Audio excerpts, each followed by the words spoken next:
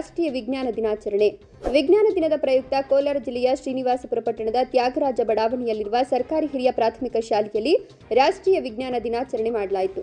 ರಾಷ್ಟ್ರೀಯ ವಿಜ್ಞಾನ ದಿನಾಚರಣೆಯ ಪ್ರಯುಕ್ತ ಶಾಲಾ ಆವರಣದಲ್ಲಿ ವಿಜ್ಞಾನ ಪ್ರಯೋಗಾಲಯ ಕೊಠಡಿಯನ್ನು ಸಹ ಉದ್ಘಾಟನೆ ಮಾಡಿ ನಂತರ ಕಾರ್ಯಕ್ರಮವನ್ನು ಉದ್ಘಾಟಿಸಿ ಶಾಲೆಯ ಮುಖ್ಯೋಪಾಧ್ಯಾಯರಾದ ಬೈರೇಗೌಡ ಮಾತನಾಡಿ, ಫೆಬ್ರವರಿ 28, 1928ರಂದು ಭಾರತೀಯ ಖ್ಯಾತ ಭೌತಶಾಸ್ತ್ರಜ್ಞ ಸರ್ ಸಿ.ವಿ. ರಾಮನ್ ರವರು ರಾಮನ್ ಪರಿಣಾಮವನ್ನು ಕಂಡುಹಿಡಿದರು. ಈ ದಿನವನ್ನು ಗುರುತಿಸಲು ಭಾರತೀಯರು ಇದನ್ನು ಸ್ಮರಿಸಲು ಭಾರತೀಯ ರಾಷ್ಟ್ರೀಯ ವಿಜ್ಞಾನವನ್ನು ಪ್ರತಿ ವರ್ಷ ಫೆಬ್ರವರಿ 28ರ ದಿನದಂದು ಆಚರಣೆ ಮಾಡಲಾಗುತ್ತದೆ. ಅಲ್ಲದೆ ವಿಜ್ಞಾನ ಹಾಗೂ ಅದರ ಪ್ರಾಮುಖ್ಯತೆ ಪ್ರತಿಯೊಬ್ಬರಿಗೂ ತಿಳಿದಿರಬೇಕು. ಜನಸಾಮಾನ್ಯರಲ್ಲಿ ವಿಜ್ಞಾನದ ಬಗ್ಗೆ ಅರಿವು ಮೂಡಿಸೋದು ಸಹ ರಾಷ್ಟ್ರೀಯ ವಿಜ್ಞಾನ ದಿನ ಆಚರಣೆಯ ಮೂಲ ಉದ್ದೇಶವಾಗಿದೆ.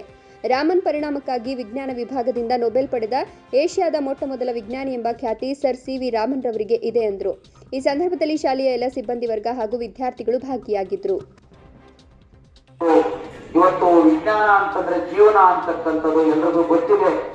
ಎಲ್ಲರೂ ಡಾಕ್ಟರ್ಗಳಾಗಬೇಕು, ಇಂಜಿನಿಯರ್ಗಳಾಗಬೇಕು, ಸೈಂಟಿಸ್ಟ್ಗಳಾಗಬೇಕು ಅಂತಕ್ಕಂಥ ಒಂದು ಕನಸನ್ನ ಇವತ್ತು ಕಟ್ಕೊಂಡಿದ್ದಾರೆ. ಆದ್ರೆ ಇವತ್ತು ಆಗ್ಲೇ ಒಂದು ಪ್ರಶ್ನೆ ಕೇಳ್ತಾ ಇದ್ರೆ, ಈ ದೇಶದಲ್ಲಿ 70% ರೈತಾಪಿ ವರ್ಗ ಕೂಲಿ ಕಾರ್ಮಿಕರು ಇರ್ತಕ್ಕಂಥದ್ದು. ಇದನ್ನ ಯಾರು ಆಗಕ್ಕೆ ರೆಡಿ ಇಲ್ಲ. ಎಲ್ಲ ಡಾಕ್ಟರ್ಗಳು, ಇಂಜಿನಿಯರ್ಗಳು, ಸೈಂಟಿಸ್ಟ್ಗಳಾಗಬೇಕು ಅಂತ ಹೊರಟಂತ ಒಂದು ಸ್ಪರ್ಧೆ ನಡೀತಾ ಇದೆ. ಆ ಸ್ಪರ್ಧೆಯಲ್ಲಿ ಇವತ್ತು ನಮ್ಮ ಸರ್ಕಾರಿ ಶಾಲೆ ಮಕ್ಕಳು ಕೂಡ ವಿಜ್ಞಾನ ಕ್ಷೇತ್ರದಲ್ಲಿ ಮುಂದಿನ ದಿನಗಳಲ್ಲಿ ಅವರು ಕೂಡ ಒಂದು ಭವಿಷ್ಯವನ್ನ ರೂಪಿಸ್ಕೋಬೇಕು ಅಂತಕ್ಕಂಥ ಒಂದು ಕನಸನ್ನ ನಾವು ಕೂಡ ಒಂದು ಸಂಕಲ್ಪವನ್ನ ತೊಟ್ಟು ಈ ಶಾಲೆಯಲ್ಲಿ ಪ್ರತಿ ವರ್ಷ ಕೂಡ ಒಂದು ಉತ್ತಮವಾಗಿರ್ತಕ್ಕಂಥ ಕಾರ್ಯಕ್ರಮವನ್ನು ರೂಪಿಸೋದ್ರ ಮುಖಾಂತರ, ಒಂದು ಉತ್ತಮವಾಗಿರ್ತಕ್ಕಂಥ ಅತಿಥಿಗಳನ್ನ ಕರೆದು ಮಕ್ಕಳಿಗೆ 4 ವಿಚಾರಗಳನ್ನ ತಿಳಿಸೋದ್ರ ಮುಖಾಂತರ ನಾವು ಪ್ರತಿ ವರ್ಷದಂತೆ ಈ ವರ್ಷ ಕೂಡ ಮಾಡಿದ್ವಿ. ಈ ವರ್ಷದಲ್ಲಿ ಒಂದು ವಿಶೇಷವಾಗಿ ಇನ್ನೊಂದು ಜೋಡಿಸ್ಕೊಂಡಿದ್ದೀವಿ.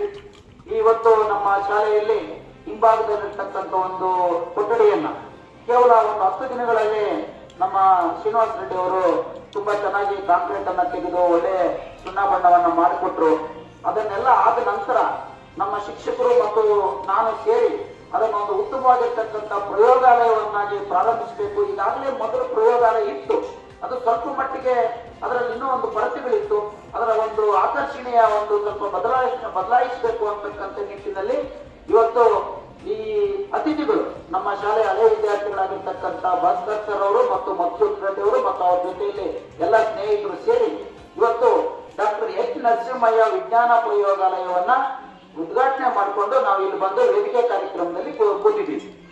ಯಾಕೆ ವಿಜ್ಞಾನ ಪ್ರಯೋಗಾಲಯ ಅವಶ್ಯಕತೆ ಇದೆ ಶಾಲೆಗೆ, ಯಾಕೆ ಗ್ರಂಥಾಲಯ ಅವಶ್ಯಕತೆ ಇದೆ ಅಂತಕ್ಕಂಥದನ್ನು ವಿಚಾರ ಮಾಡಿದ್ರೆ, ಗ್ರಂಥಾಲಯ ಶಾಲೆಗೆ ಹೃದಯ ಇದ್ದಂಗೆ. ಹೃದಯಕ್ಕೆ ಏನು ಎಲ್ಲಾ ಭಾಗಗಳಿಗೂ ಕೂಡ ರಕ್ತ ಹೇಗೆ ಪರಿಚಲನೆ ಆಗ್ತದೆ, ಹಾಗೆ ಗ್ರಂಥಾಲಯ ಎಲ್ಲಾ ವಿಚಾರಗಳನ್ನ ಕೂಡ ಎಲ್ಲಾ ಒಂದು ಸಮಗ್ರವಾಗಿರ್ತಕ್ಕಂಥ ಮಾಹಿತಿಯನ್ನು ಒದಗಿಸಿಕೊಡ್ತಕ್ಕಂಥದ್ದು ಗ್ರಂಥಾಲಯ.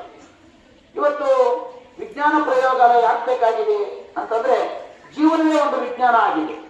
ಈಗ ಅಮ್ಮ ಮನೆಯಲ್ಲಿ ಅಡಿಗೆ ಮಾಡಿರ್ತಾರೆ, ಸ್ವಲ್ಪ ಉಪ್ಪು ಕಡಿಮೆ ಹಾಕಿದ್ರೆ ಏನಾಯ್ತು ಅಂತಂದ್ರೆ ಉಪ್ಪು ತಪ್ಪಗಿದೆ ಅಂತೀವಿ. ಸ್ವಲ್ಪ ಜಾಸ್ತಿ ಆಯ್ತು ಅಂತಂದ್ರೆ ಸ್ವಲ್ಪ ಉಪ್ಪು ಜಾಸ್ತಿ ಆಯ್ತು ಅಂತೀವಿ. ಅಲ್ಲಿ ಏನಾಯ್ತು, ಕ್ವಾಂಟಿಟಿ ವ್ಯತ್ಯಾಸ ಆಗುತ್ತೆ. ಒಂದು ಸ್ವಲ್ಪ ಮಟ್ಟಿಗೆ ನಮ್ಮ ಫಾರ್ಮುಲಾದಲ್ಲಿ ನಾವೇನಾದ್ರೂ ಹೆಚ್ಚು ಕಡಿಮೆ ಮಾಡಿದ್ದೀವಿ ಅಂತಂದ್ರೆ ಖಾರದ ಪುಡಿ ಸ್ವಲ್ಪ ಜಾಸ್ತಿ ಹಾಕಿದ್ದೀವಿ, ಇದೇ ವಿಜ್ಞಾನ. ಈಗ ನಾವೆಲ್ಲ ಹಸುವಿಂದ ಹಾಲು ತರ್ಕೊಂಡ್ ಬರ್ತೀವಿ, ಹಾಲನ್ನ ಮೊಸರು ಮಾಡತಕ್ಕಂಥದ್ದೇ ಒಂದು ವಿಜ್ಞಾನ. ಹಾಲು ಹೇಗೆ ಮೊಸರಾಗುತ್ತೆ, ಈ ಸಣ್ಣದಾಗಿರ್ತಕ್ಕಂಥ ಕುತೂಹಲಕಾರಿಯಾಗಿರ್ತಕ್ಕಂಥ ಒಂದು ವಿಚಾರಗಳು ಮಕ್ಕಳಲ್ಲಿ ನೀವೆಲ್ಲ ದಿನನಿತ್ಯ ನೋಡ್ತಾ ಇರ್ತೀವಿ.